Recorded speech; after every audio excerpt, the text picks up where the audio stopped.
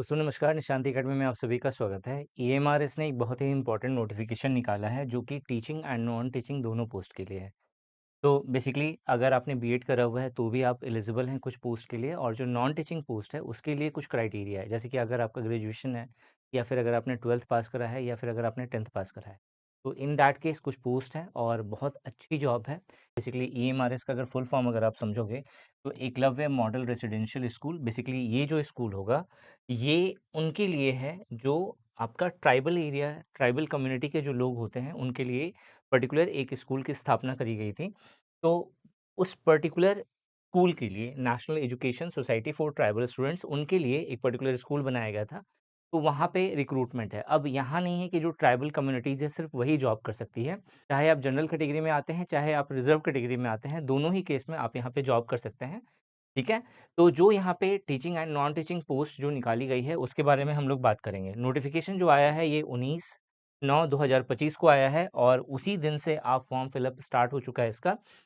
EMRS का जो site है उस साइट पे जाकर के आप इसके लिए अप्लाई कर सकते हैं। जैसे कि जो लास्ट डेट की बात करें तो लास्ट डेट कब है, तो 23/10/2025 तक आपको अप्लाई करना पड़ेगा। अगर आपने 10th पास करा है, 12th पास करा है, या फिर ग्रेजुएशन करा है तो उसके बिहाफ पर भी पोस्ट मेंशन करी गई है।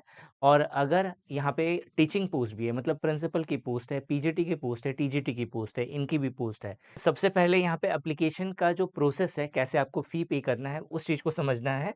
तो यहाँ पे जो फ़ी पेमेंट है वो 2 तरीके का है। पहला जो है वो है एप्लीकेशन फ़ी, और जो दूसरा है वो है मेरा प्रोसेसिंग फ़ी। तो जो एप्लीकेशन फ़ी है, तो अगर आप फीमेल कैंडिडेट हैं, या फिर एससी हैं, या फिर एसटी हैं, या फिर अगर आप पीडब्ल्यूबीडी कैंडिडेट हैं, तो उस केस में आपको एप्लीकेशन फ़ी पे नहीं करना है, सिर्फ प्रोसेसिंग फ़ी आपको पे करना है। तो चाहे आप प्रिंसिपल के लिए अप्लाई करिए, चाहे आप पीजीटी या टीजीटी पोस्ट के लिए अप्लाई करिए, या फिर चाहे आप नॉन टीचिंग स्टाफ के लिए आप अप्लाई करिए, तीनों ही केस में आपको ₹500 पे करना पड़ेगा। अगर आप अदर कैंडिडेट हैं, मतलब अगर आप इस कैटेगरी में नहीं आते हैं, अगर आप नॉर्मल कैंडिडेट हैं, तो इन दैट केस प्रिंसिपल के लिए आपको ₹2000 application fee plus processing fee ₹500, यानी कि टोटल ₹2500 आपको फ़ी पे करना पड़ेगा। पीजीटी और टीजीटी के लिए ₹1500 एप्लीकेशन फ़ी प्लस ₹500 जो है आपका प्रोसेसिंग फ़ी, यानी कि ₹2000 आपका एप्लीकेशन फ़ी है। और अगर आप नॉन टीचिंग पोस्ट के लिए अप्लाई करते हैं तो यहाँ पे ₹1000 एप्लीकेशन फ़ी प्लस ₹500 जो है प्रोसेसिंग फ़ी, यानी कि ₹1500 टोटल आपको फ़ी पे करना पड़ेगा। टोटल पोस्ट की अगर बात करें तो यहाँ पे जो टोटल पोस्ट अनाउंस करा गया है वो है 7267। 7267 ये टोटल पोस्ट है, जिसमें प्रिंसिपल की पोस्ट है 225, पीजीटी एंड टीजीटी की जो पोस्ट है वो 1460, और फिर 3962 है। तो बहुत बड़ी वैकेंसी है, आप बहुत अच्छे से सटीक वे में प्रिपरेशन कर सकते हैं इसका। और अगर आप इसका प्रिपरेशन फ्री ऑफ कॉस्ट करना चाहते हैं तो निशांत अकेडमी यूट्यूब चैनल को सब्सक्राइब कर लीजिए। यहाँ पे आपको टीजीटी, पीजीटी से रिलेटेड वीडियो भी दिखेंगे। अभी तक नहीं दिखती थी, अभी तक यूपीएससी वगैरह सबकी वीडियो दिखती थी। लेकिन जो स्नेहा मैम हैं, उनका बीएड क्वालिफाइड है, उन्होंने सीटेट भी क्वालिफाई करा हुआ है। तो उनके द्वारा जो भी टीचिंग का जो पर्टिकुलर डोमेन है, उससे रिलेटेड वीडियोज़ आएँगी। वो एमए इंग्लिश ऑनर्स उन्होंने करा हुआ है, इसका भी वो प्रिपरेशन करा हुआ है उन्होंने। तो बहुत डीप नॉलेज है, तो वो आपको टीजीटी, पीजीटी से रिलेटेड जो भी आपका डोमेन एरिया है, उस चीज़ को कवर करेंगी। और इसके अलावा बाकी जो एरिया है, जो कॉमन होता है सारे कॉम्पिटिटिव एग्ज़ाम में, चाहे क्वांट हो, चाहे रीज़निंग हो, या फिर आपका जो जनरल अवेयरनेस वाला जो सेक्शन है, वो सभी सेक्शन जो है मैं और भी जो दूसरे टीचर हैं, वो लेकर के आएँगे। ठीक है? तो अब आप निशांत ई अकेडमी यूट्यूब चैनल पे जो डिफरेंट डिफरेंट टीचिंग एग्ज़ाम्स होते हैं, आप उसका भी प्रिपरेशन सटीक वे में आप कर पाइएगा। इस जॉब नोटिफ़िकेशन के अंदर अगर अब हम लोग सैलरी स्ट्रक्चर को देखें, तो अगर आप प्रिंसिपल पोस्ट के लिए अप्लाई करते हैं, तो यहाँ पे जो सैलरी आपको मिलेगी, वो लेवल 12 की मिलेगी।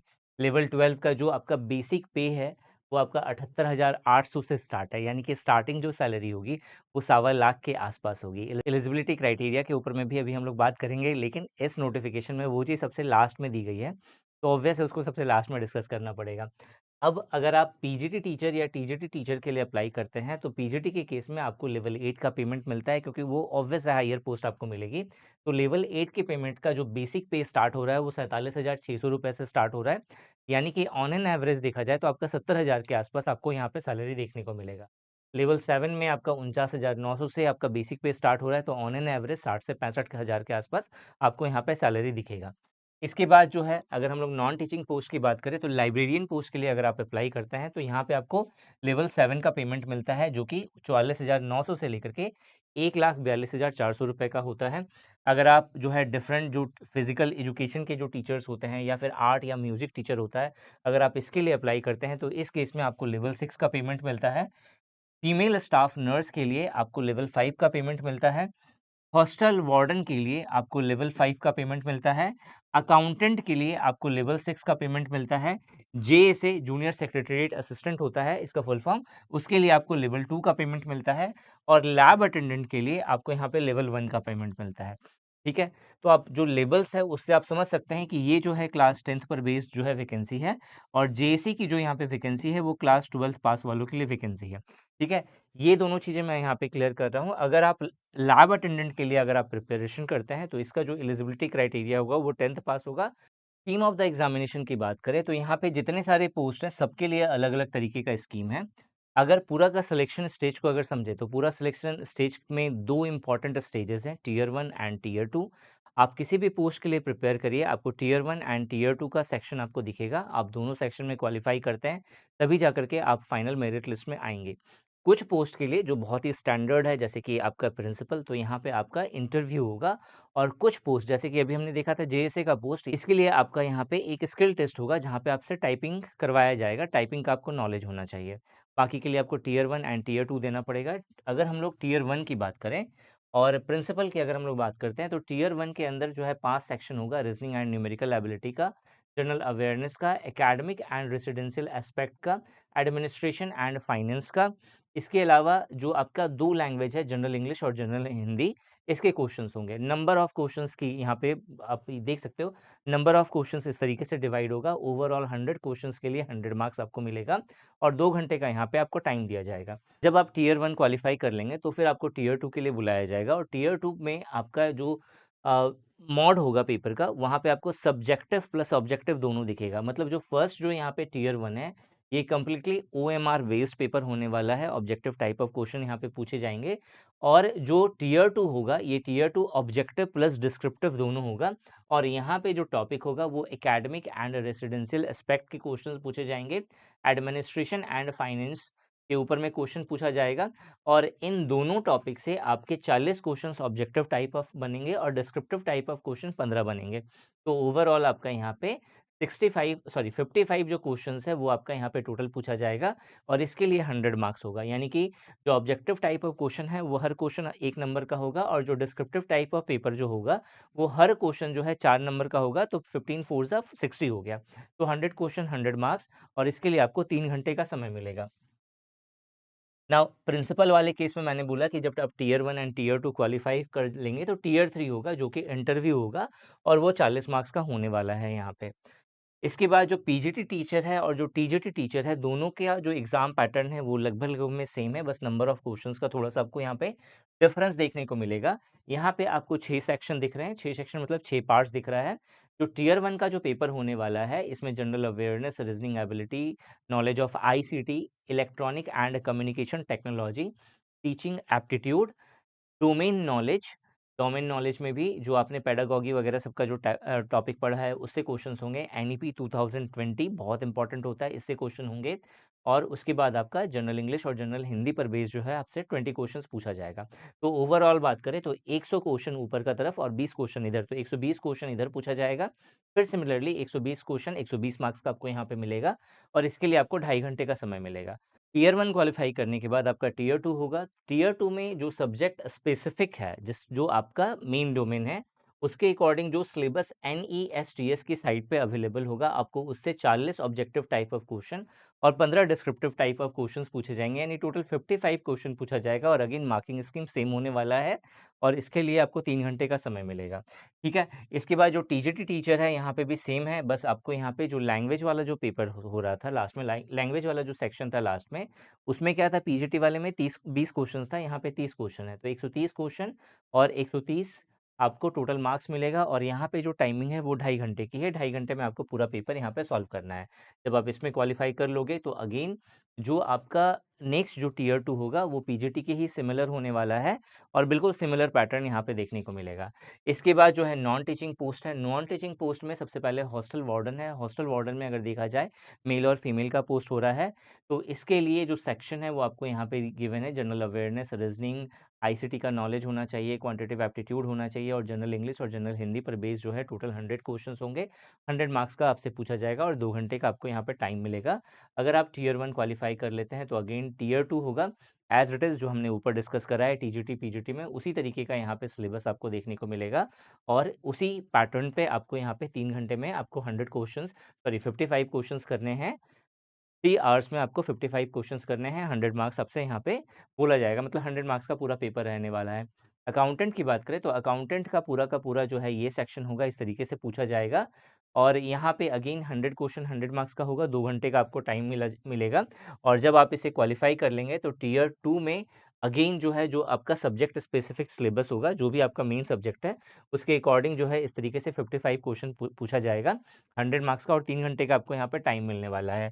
फीमेल स्टाफ नर्स के ऊपर में अगर मैं बात करूँ तो यहाँ पे आपसे general awareness, reasoning ability, knowledge of ICT, quantitative aptitude and again general English and general Hindi के क्वेश्चंस बनेंगे। 100 क्वेश्चंस होगा 100 मार्क्स का और 2 घंटे का आपको यहाँ पे टाइम मिलेगा। टियर 1 क्वालीफाई करने के बाद अगेन आपका टियर 2 होगा और सेम पैटर्न पे होगा जो अभी हम लोगों ने डिस्कस करा था। इसके बाद जो नेक्स्ट है वो है मेरा जूनियर सेक्रेटेरिएट असिस्टेंट। यहाँ पे आपसे सेम पैटर्न पे 100 क्वेश्चंस होगा 100 मार्क्स का और जो टॉपिक है वो यहाँ पे आपको गिवन है, जो हमने ऊपर देखा है वही सारे टॉपिक हैं। 2 घंटे में आपको यहाँ पे पेपर देना पड़ेगा। जब आप इसे क्वालीफाई कर लेंगे तो टियर 2 का पेपर होगा और अगेन ये भी सब्जेक्ट स्पेसिफिक सिलेबस होगा, जो कि आपको NESTS की साइट पे अवेलेबल है। आप वहाँ से ये सिलेबस चेक कर सकते हैं। अगर आप चाहते हैं कि मैं इसके ऊपर में सेपरेट वीडियो लेकर के आऊँ, तो कमेंट सेक्शन में कमेंट करके ज़रूर बताना, मैं आपको यहाँ पे डिटेल में वीडियो बना दूँगा। अगर आपने अभी तक नहीं जाना है कि टीचिंग में करियर कैसे बनाते हैं, कैसे टीचर बनते हैं, वो भी गवर्नमेंट स्कूल का, तो मैंने इसके ऊपर मैं ऑलरेडी एक वीडियो बनाई हुई है। आप आई आइकन पर क्लिक करके वो वीडियो चेकआउट कर सकते हैं। बहुत ही बेहतरीन तरीके से मैंने बहुत डिटेल में आपको चीज़ें समझाई है कि 12th बेसिस पे, ग्रेजुएशन बेसिस पे और मास्टर डिग्री करने के बाद आप किस तरीके से एक अच्छा टीचर बन सकते हैं। वो वीडियो देखना ना भूलें, बहुत इंपॉर्टेंट वीडियो है, आपको बहुत अच्छे से चीज़ें क्लियर होंगी वहाँ पे। नाउ अगर हम लोग बात करें, यहाँ पे जो टियर 3 होगा, बेसिकली यहाँ पे एक स्किल टेस्ट होगा जहाँ पे आपसे टाइपिंग करवाया जाएगा इंग्लिश में और हिंदी में। इंग्लिश में अगर आप टाइपिंग करते हैं तो 35 वर्ड पर मिनट का क्राइटेरिया होता है और अगर आप हिंदी में टाइपिंग करते हैं तो 30 वर्ड्स पर मिनट का यहाँ पे क्राइटेरिया मेंशन होता है। इसके बाद जो नेक्स्ट पोस्ट है वो है लैब असिस्टेंट की और अगेन सिलेबस वही है, 100 क्वेश्चंस होगा, 100 मार्क्स होगा, 2 घंटे में आपको क्वालीफाई करना है और अगर आपने एक बार क्वालीफाई कर लिया तो दोबारा से आपको टियर 2 देखने को मिलेगा और सेम पैटर्न पे आपको देखने को मिलेगा। नाउ नेगेटिव मार्क के बारे में अगर बात करें तो जो आपका यहाँ पे पहला जो पेपर दिख रहा है टियर 1 का, जहाँ पे आपको हर क्वेश्चन 1 नंबर का दिखेगा और यहाँ पे नेगेटिव मार्किंग 1/3 की होगी। मतलब अगर आपने कोई क्वेश्चन गलत कर दिया तो 1/3 मार्क्स यानी 0.33 मार्क्स आपके डिडक्ट हो जाने हैं। अब आते हैं एलिजिबिलिटी क्राइटेरिया पे। अगर हम लोग एलिजिबिलिटी क्राइटेरिया देखें तो जो प्रिंसिपल की पोस्ट है, इसके लिए एलिजिबिलिटी क्राइटेरिया में आपको मास्टर डिग्री बोला गया है कि किसी भी रिकॉग्नाइज्ड यूनिवर्सिटी से या इंस्टीट्यूशन से आपका मास्टर डिग्री होना चाहिए 50% मार्क्स के साथ, 50% अंकों के साथ। साथ में बीएड आपका होना चाहिए एनसीटीई रिकॉग्नाइज्ड इंस्टीट्यूशंस के द्वारा और अगेन 50% का क्राइटेरिया यहाँ पे मेंशन करा गया है। ये फर्स्ट हो गया, या तो आपके पास ये होना चाहिए या फिर सेकंड क्या है, 3 years integrated BEd MEd program होना चाहिए एनसीटीई के द्वारा किया हुआ, या फिर अगर आपके पास ये भी नहीं है तो 4 इयर्स का इंटीग्रेटेड ग्रेजुएशन डिग्री प्रोग्राम होना चाहिए जिसमें एटलीस्ट आपके 50% मार्क्स हो और यहाँ पे जो बीएड कंपोनेंट जो है वो इंक्लूडेड होना चाहिए। यहाँ पे ये चीज़ मेंशन करा गया है। इसके साथ साथ एक्सपीरियंस की भी डिमांड करी गई है। आप वीडियो पॉज करके ये पूरा का पूरा एक्सपीरियंस देख सकते हैं। आपको इसका पीडीएफ चाहिए तो बहुत सिंपल है, निशांत एकेडमी का टेलीग्राम चैनल ज़रूर से ज्वाइन कर लीजिए। वहाँ पे आपको ये पीडीएफ भी मिल जाएगा, अप्लाई करने का लिंक भी मिल जाएगा जो डेली बेसिस पे अपलोड होता है डिफरेंट डिफरेंट गवर्नमेंट एग्जाम के अकॉर्डिंग। ठीक है, सारी लिंक आपको डिस्क्रिप्शन में मिल जाएगी, एक बार चेकआउट जरूर करना। और अगर आप इसका फ्री में अच्छे तरीके से प्रिपरेशन करना चाहते हैं तो निशांत ई एकेडमी एप्लीकेशन डाउनलोड करना मत भूलिएगा और साथ में इस चैनल को सब्सक्राइब करना मत भूलिएगा। आगे बढ़ते हैं हम लोग। नेक्स्ट जो है वो है पीजीटी टीचर। पीजीटी टीचर्स के लिए जो एज क्राइटेरिया मेंशन करा गया है वो 40 साल से ज़्यादा नहीं होना चाहिए। अगर आप 40 ईयर्स से कम है तो इन दैट केस आप पीजीटी टीचर के लिए अप्लाई कर सकते हैं। यहाँ पे एसेंशियल क्वालिफिकेशन में आपका पोस्ट ग्रेजुएट कोर्स के बारे में बोला गया है, एनसीटीई के द्वारा रिकॉग्नाइज होना चाहिए वो, और एटलीस्ट 50% मार्क्स के साथ होना चाहिए इंक्लूडिंग बीएड कंपोनेंट। यहाँ पे जो सेकंड क्राइटेरिया और में मेंशन करा गया है वो है पोस्ट ग्रेजुएशन यानी कि master degree from recognised institution के साथ, और विथ और एटलीस्ट 50% यहाँ पे भी आपके मार्क्स होने चाहिए, और इसके साथ साथ बीएड आपने अलग से करा हो विथ एटलीस्ट 50% मार्क्स। अगर आपके पास ये भी नहीं है तो 3 साल का जो बीएड इंटीग्रेटेड और बीएड एमएड वाला जो प्रोग्राम चलता है, आपने उसे दिया हो विथ एटलीस्ट 50% मार्क्स, या फिर 4 साल का इंटीग्रेटेड ग्रेजुएशन डिग्री आपके पास प्रोग्राम होना चाहिए विथ 50% मार्क्स, और जिसमें बीएड एज अ कंपोनेंट हो। तो ये सारा पूरा क्राइटेरिया है जिसके द्वारा जो है आप पीजीटी जो है टीचर्स बन सकते हैं।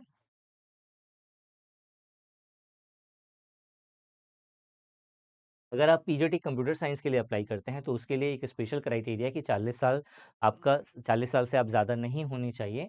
और यहाँ पे अगर आपने एमएससी करा हुआ है कंप्यूटर साइंस में या आईटी का फील्ड में, ठीक है, या फिर जो भी यहाँ पे क्राइटेरिया मेंशन है एमटेक करा हुआ है, तो इन दैट केस 50% होना चाहिए, तब जा करके आप अप्लाई कर सकते हैं। और इसके साथ साथ यहाँ पे अगर आप प्रमोशन की उम्मीद करते हैं तो यहाँ पे क्राइटेरिया साफ साफ मेंशन कर दिया गया है कि आपका बीएड होना रिक्वायर्ड है। तो अगर आपकी अभी जॉइनिंग हो भी जाती है कंप्यूटर साइंस के टीचर के रूप में, फिर भी आपको फ्यूचर में अगर आप प्रमोशन चाहते हैं तो आपका बीएड होना ज़रूरी है।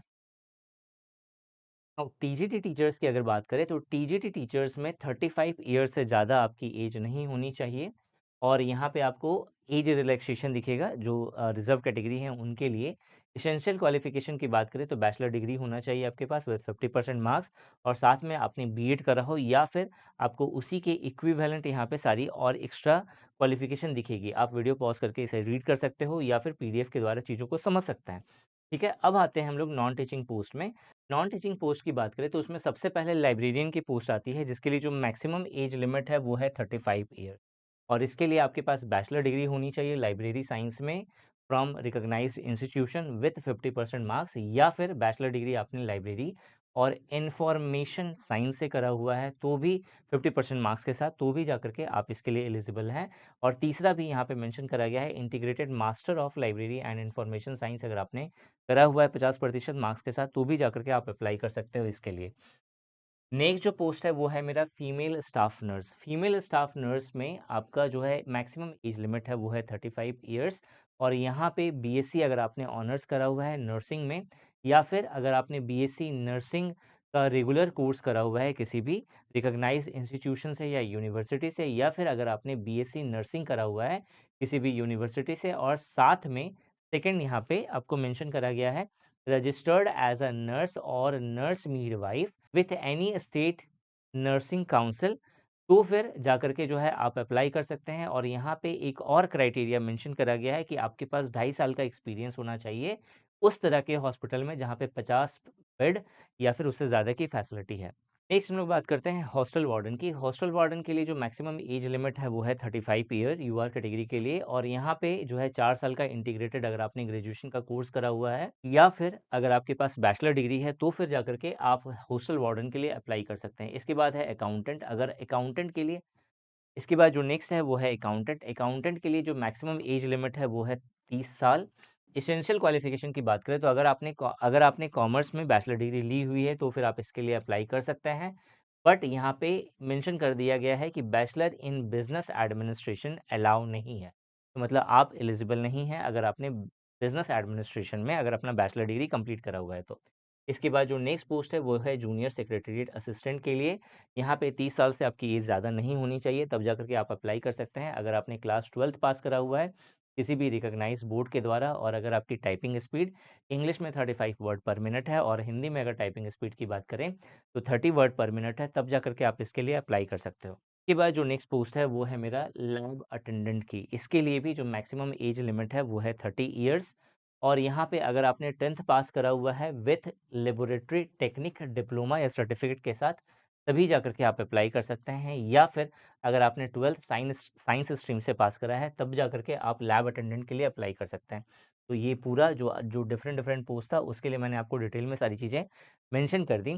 इनमें से किसी भी पोस्ट के लिए अगर आप फिट बैठते हैं तो इस जॉब के लिए आपको ज़रूर से अप्लाई करना चाहिए। इससे रिलेटेड अगर आप कोर्स या टेस्ट सीरीज़ में इंटरेस्टेड हैं, तो निशांत ई अकेडमी एप्लीकेशन प्ले स्टोर से ज़रूर डाउनलोड करिए और इस चैनल को ज़रूर सब्सक्राइब कर लीजिएगा क्योंकि इससे रिलेटेड जितनी भी इम्पोर्टेंट वीडियोज़ हैं, वो मैं आपको टाइम टू टाइम लेकर के आऊँगा। इस वीडियो में यही था। Thanks for watching this video and wish you good luck for your paper.